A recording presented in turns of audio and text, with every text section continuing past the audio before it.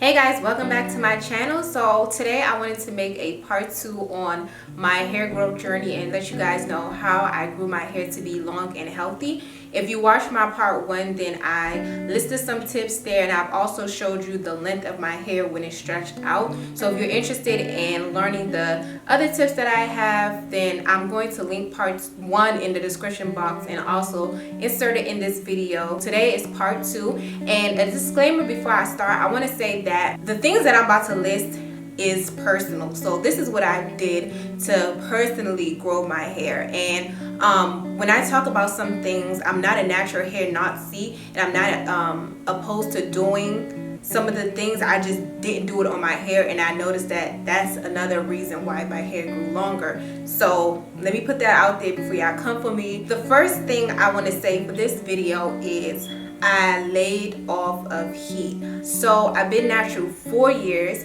and in that 4 years I blow dried my hair about 2 times, and I sat under the dryer about 3 or 4 times, and I do not add direct heat into my hair, meaning I do not straighten my hair. I don't curl my hair with a curling wand, or I just don't add direct heat to my hair. Now I'm not against others adding heat to their hair. That's not what I'm saying. I know that there are healthier ways of straightening your hair, but straightening your hair and adding direct heat to your hair leaves it open for heat damage. And I know, like my hair is very, very kinky. So if I wanted to get my hair straight, I would have to pass the flat iron onto a strand more than once, more than twice, maybe like 4 or 5 times, just because of how tight my curls are. And if I want a bone straight, I would have to pass it so many times. So that's going to leave my hair open for heat damage. And then also, I just had no desire to straighten my hair. If I do want a straight style, I just opt for wigs, and that will cure my itch for straight hair. So I don't straighten my own hair just because I'm not really for straighten hair. I like the curly big look. People ask me, don't you want to straighten your hair sometimes to see how long your hair is? No, I've never had an itch to really straighten my hair, just because I don't really like straight hair on me anyway. So I trim my hair every 6 months, and not really a trim, more so like a dust.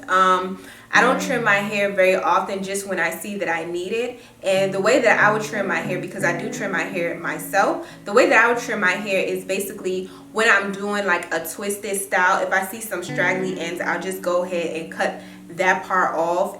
Like I'll cut like 1 inch off from that straggly piece, but I don't go to professionals for a trim because they tend to cut off more than what you ask. Even though sometimes they say you need it, sometimes I just feel like it's unnecessary. So I just do it myself, and my hair has seemed to grow.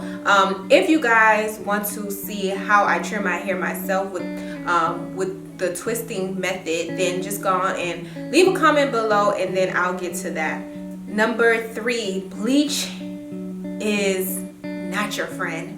Like bleaching your hair is a chemical that can alter your curls. I know that a lot of people, like, when you bleach your hair, you can see that your hair pattern gets a little looser, because bleach is just so harsh on the hair. It's just bound to create a damage, if not instantly, then over time. That's one of the reasons why when a lot of people bleach their hair or add dye to their hair, they see that they have to take drastic action when it comes to moisturizing the part that have the color, just because that it's already a lot taking care of your natural hair. So to add another color or another aspect in which you have to take care of it, like moisturizing, you have to decondition that longer and things like that, it's just really a hassle. It's a lot of upkeep, and some people just can't handle the upkeep. And even then, like over time, like I said, the damage will be done, and you will have no choice but to cut your hair because it gets dry easily. It's more prone to breakage. It's just a lot of naturals that I've met that dyed their hair regret it. Drink lots of water and eat healthy. And people might think that this is cliche,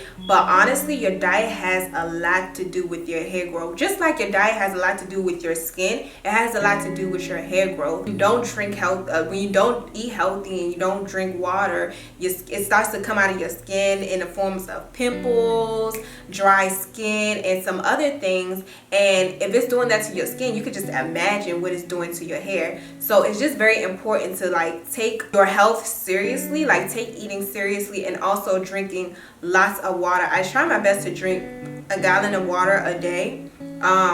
Sometimes I don't make it to a gallon, but sometimes I do. But I try as much to like, yeah, drink a lot of water, because that really helps purify your system, which it'll show in your hair growth. Try not to put too much products in your hair at once. I know when going natural, it's hard to like not put all the products in your hair at once to see what's gonna work and what's not gonna work.